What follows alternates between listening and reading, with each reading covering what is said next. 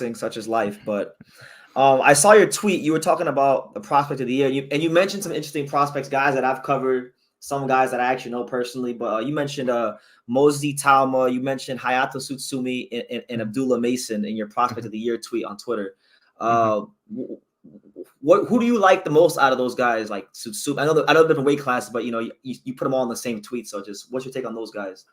Yeah, it kind of feels like they reach a sort of different stage. For Tsutsumi, I said this in my on my Patreon where I discussed the award. I ended up giving it to Abdullah Mason because he impressed me the most last year. But the thing is with Tsutsumi, he's gone in at kind of a championship level straight away. He's fighting 10 rounders. He's fought a 12 round already, and he's just a couple of fights in. So he's kind of gone in a little bit deeper than those guys. So I think already ranked. Yeah, exactly. I think for that reason, you kind of rate him a little bit higher. Moses Itauma is more just the hype coming out of the amateurs. I mean, he was a tremendous amateur. He's decided to turn pro so early that he could theoretically break Mike Tyson's record. So there's kind of that hype around him. And he just looks convincing. He's a fully grown man. There's stories of him beating up, British heavyweights in sparring.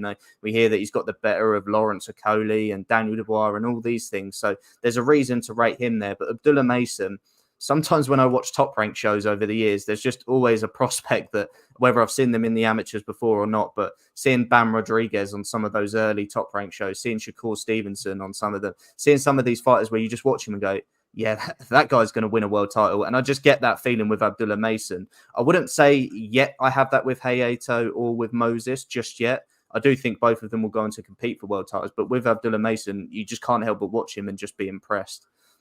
Yeah, I'm definitely very impressed with Abdullah. I know his family quite well, and his dad and all his brothers I know pretty well.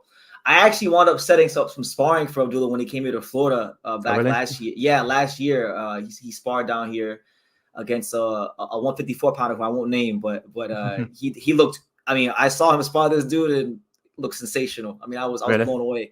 I was blown away. He's one of the two top ranked prospects. Him and Shushu Carrington are the two guys. I can say I'm like 100% like I'm sold on them. I believe they're gonna go on to be champions.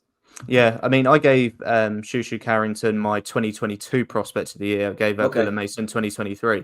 But I would actually say that, kind of comparing those awards that I gave out, Abdullah Mason does just kind of get the juices flowing a little bit more. There's something about him in the way he delivers his punches that just looks a little bit different.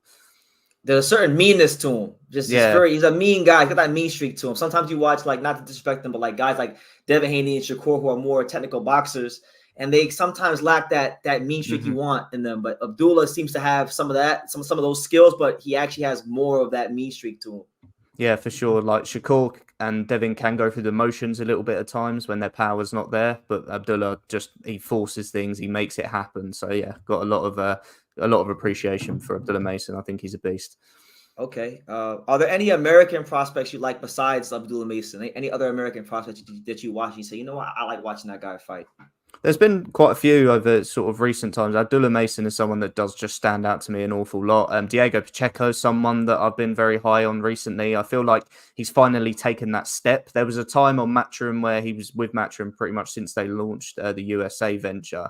But there was a time where it felt like they kept almost putting him in with like very similar opponents that he was dealing with in very similar fashion. And then he almost looked a bit disinterested. But then they started to slowly step it up. And his last performance against Caceres, and even coming over to the UK early last year and just getting rid of Jack Cullen like it was nothing. Jack Cullen's no world beater, but here in the UK, he's known for causing upsets on the domestic scene. And the way he's experienced. Exactly. And the way Pacheco just came over and just like cleaned him out, wiped the floor with him. That's what we want to see. And Pacheco is someone as well that I think is kind of moving on from just being a prospect now, but he's another guy that's really impressed me whenever I've watched him. Yeah, I've been big on Diego since they first signed him.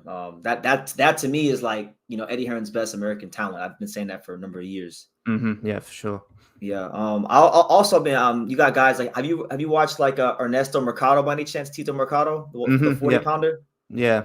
I mean, 140 is one of those divisions in America that just like you just seem to churn them out. At 135 and 140 in America right now is just like crazy amounts of talent coming. That's the only weight class where we seem to be getting it right. Everywhere else, we're not really doing too great. But 135, 140, 47, 54, we got guys there.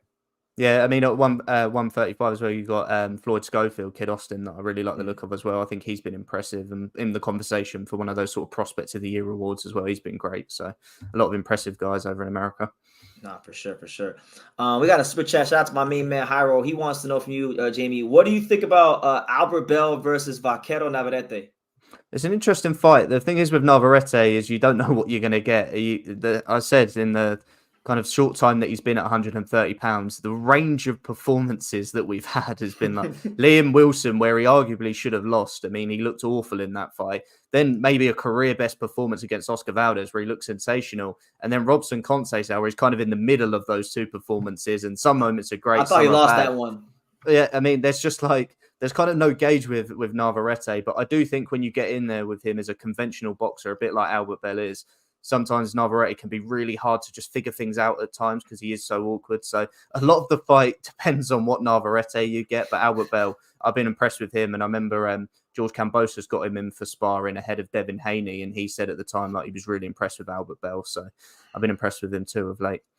Yeah, our Bell's been one of those guys. He's always been towards the top of those WBO rankings, but nobody seems to want to fight him. I know there's been a lot of guys that have avoided that challenge. So I hope he gets a shot against Vaquero. That'd be a good fight for 2024 at 30. Yeah, he kind of reminds me at 130, guys that we've seen sort of break through in the last sort of year, 18 months, in the likes of O'Shaki Foster and Lamont Roach that have been at 130 pounds, been kind of knocking on the door, maybe have fallen short here or there, but are kind of just there and we're waiting for that fight. And I think Albert Bell's on the cusp of having one of those moments as well.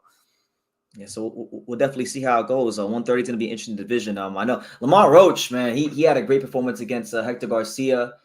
He's in an interesting position because I know like he's a promotional free agent. He's not tied down to a network. What do you see him in the 130 division, Lamont Roach?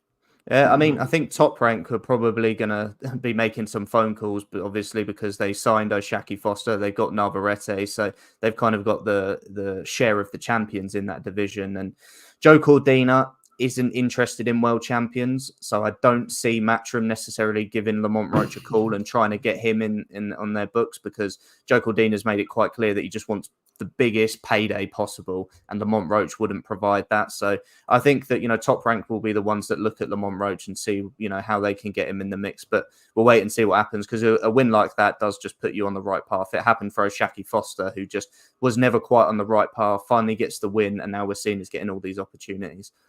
Yeah, I like Joe Cordina, man, but I don't like how he became an accountant once O'Shaki Foster became a thing for him to fight a possible opponent. He started becoming an accountant.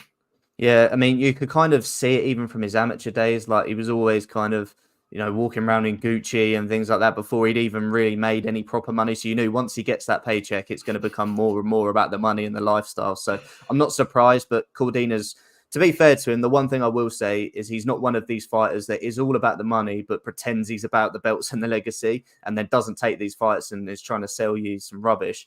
Joe Cordina's just straight up telling us, the fans, that, hey, I just want the payday, so give me whoever's going to make me the money. So at least he's been transparent with us. Yeah, you could always respect that. Yeah, for sure. But also in your country, right? Because this guy's getting a lot of hype over there, and I saw him calling out some of the guys over here. Adam Azim. What's your take on Adam Azim? Because I've heard mixed things. I've heard everything from he's the next big thing to he's Amir Khan. If Amir Khan was actually a great fighter, what's your take on Adam? Yeah, I mean, I think he's kind of in the middle of how people rank him. Some people think he's the next superstar. Some people think he's worthless. He's not talented. I think he kind of sits in the middle, where his last few performances where he's had to step up, we have seen gradual improvement. And that's all you want to see from a young fighter in the UK, especially if Sky Sports, who are the kind of biggest sports channel over here in the UK, when they promote a fighter, they tend to really over promote them and put too much against their name. And I think that's kind of happened with Adam Azim. He's a supreme athlete. If you just watch the speed, the reason a lot of people compare him to Amir Khan is because of the speed. When he throws a shot, you almost sort of blink and it's over. He's got great hand speed. He's got a great trainer in Shane McGuigan. He just needs to add a little bit more substance. Going back to a few fighters that we've spoke about where the style's there, but perhaps the substance not. In the UK, we've had a lot of those fighters, the likes of Josh Kelly, that have the style and the flashiness, but when they kind of step up to your David Avenetians and your world levels, the substance, Ray Robinsons and things like that. Yeah, absolutely. And it feels like Adam Azim, especially, and it's not just because of who he is as a fighter. especially at 140 pounds. Like, you could fight someone in the top 30 and they'd be incredibly dangerous. Like, that division is so loaded. If he was, you know, perhaps in a week, if he was at middleweight, for example, which there's a bit of a talent shortage at the minute, maybe it's easier for you to break into the top 10. But Adam Azim, just, you'd have to play the cards right, because that's a tough old division to try and crack. No, it definitely is. You know what?